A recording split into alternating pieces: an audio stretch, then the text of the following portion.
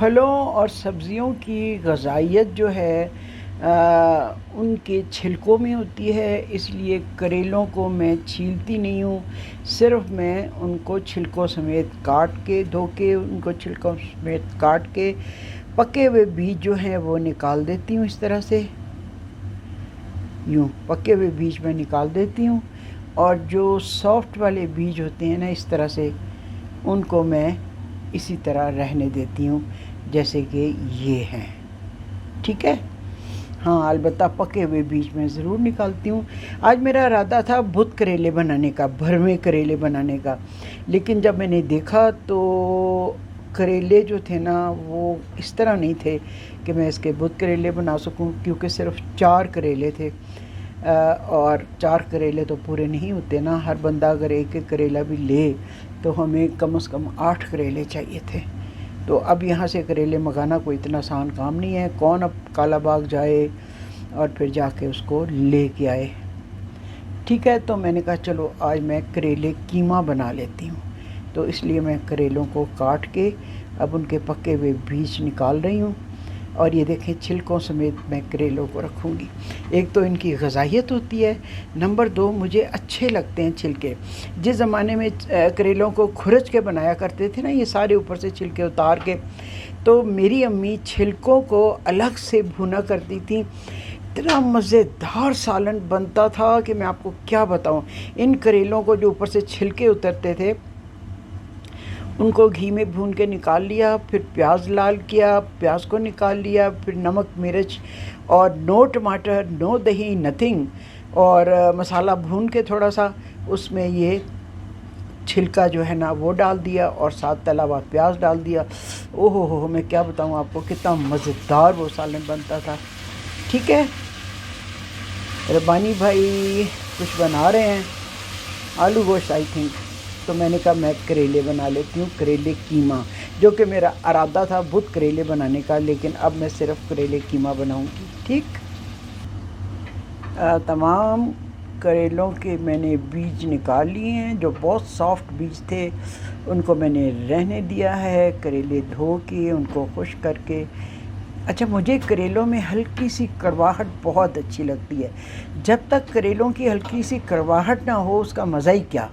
तो मुझे तो वो बहुत अच्छे लगते हैं। और हैरत की बात सुने कि मुझे करेले गोश्त और या करेले कीमा हो या ख़ाली करेले हों, मुझे चावलों के साथ ये जो प्लेन राइस होते हैं ना, खुश्का चावल जिसको कहते हैं, वो बहुत मज़े के लगते हैं। सबको सुन के बड़ी हैरत होती है, करेले और चावल, लेकिन आप यकीन करें कि मुझे तो वो बहुत मज़े के लगते हैं, रियली।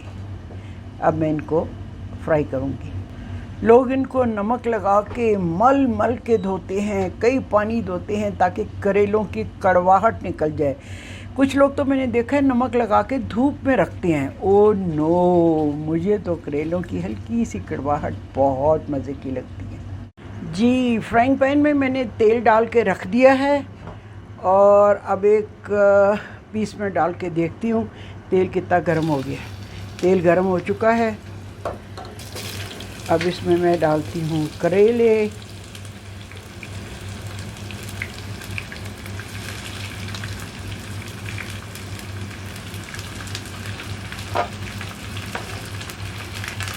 इनको करते हैं फ्राई।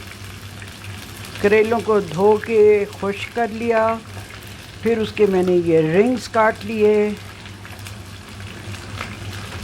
ये करेले, ये हैं आधा किलो करेले।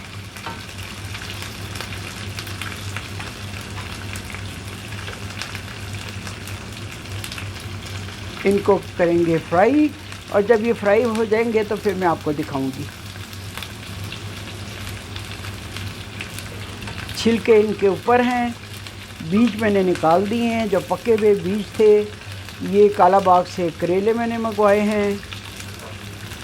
और जनाब जी अब इनको करते हैं फ्राई।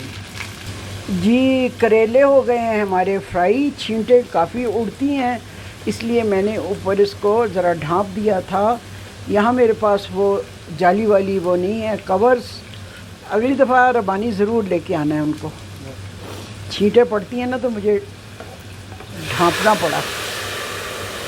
अच्छा जी, अब इसको मैं निकाल लेती हूँ।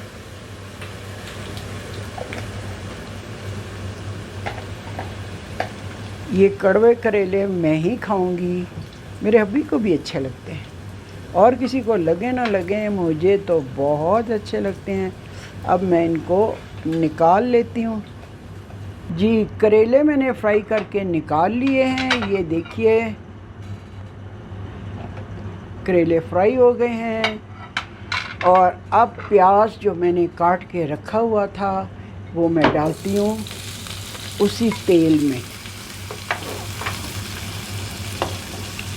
उसी तेल में मैं प्याज डालती हूँ और इसको भी कर लेंगे फ्राई। एग्जॉस्ट मैंने चलाया हुआ है ताकि करेलों की जो है ना खुशबू वो पूरे किचन में जो फैल जाती है ना, वो बाहर साथ साथ निकलती रहे।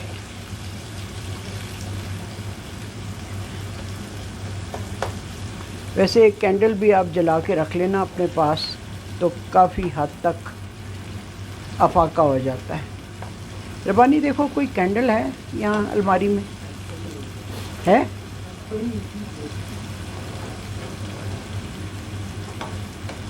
प्याज को बहुत ज़्यादा आपने ब्राउन नहीं करना, इसको बस आपने ऐसे करना है।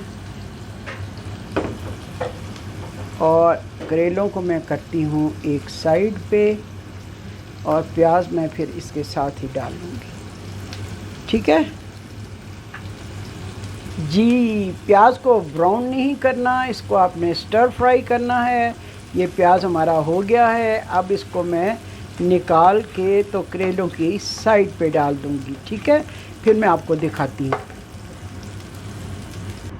ये जी, प्याज को मैंने स्टर फ्राई करके निकाल लिया, और ये देखें, ये है प्याज और एक साइड पे हैं करेले। ठीक, और समझ जब भी आ जाए तभी ठीक है। अब जबकि मैं करेले फ्राई कर चुकी हूँ तो जनाब जी अब कैंडल जल रही है। ये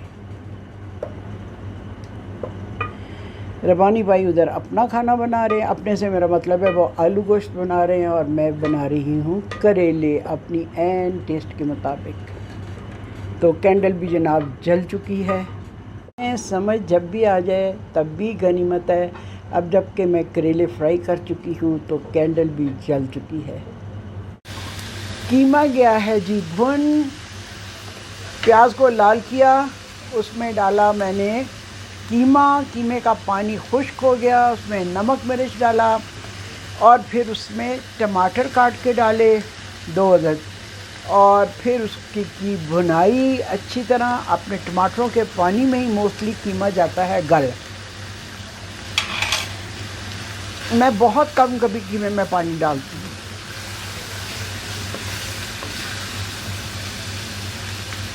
कीमे को उसके अपने ही पानी में गला लेती हूँ, और फिर कुछ टमाटरों का पानी जो बनता है उसमें कीमा गल जाता है। अब जनाब इसमें हम डालेंगे भुने हुए कीमे में ये करेले,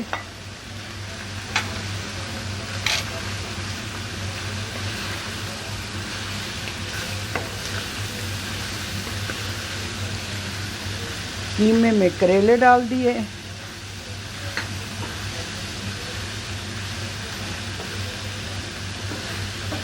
करेलों को मिक्स किया। ये आधा किलो कीमा था मेरे पास।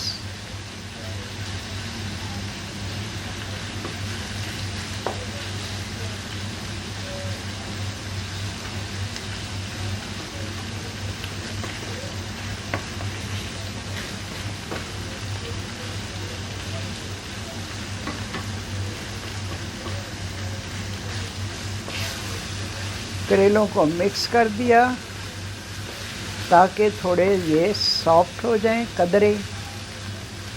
वैसे तो ये पक जाते हैं फ्राई करते हुए ही। और अब इसके ऊपर हम डालेंगे प्याज।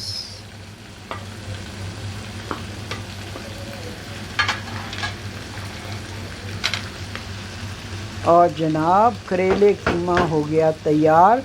जो मूड बनाया था मैंने, बल्कि ये जो कीमा भुना था वो मैंने एक तरह से भुत करेले बनाने के लिए किया था, लेकिन मैंने आपको बताया ना करेले कम थे, तो इसलिए फिर मैंने इसको इस तरह की शेप दे दी। ये नहीं जी कीमा करेले हो गए तैयार। अब मैं चूल्हे को कर देती हूँ बंद। ये अब इसके ऊपर देंगे हम कवर। और जनाब करेले कीमा बहुत सिंपल मज़ेदार, हल्की सी करवाहट लिए हुए और खुशबू में बसा मेरा करेले कीमा, जो मैं इंजॉय करूँगी खुश्का चावलों के साथ।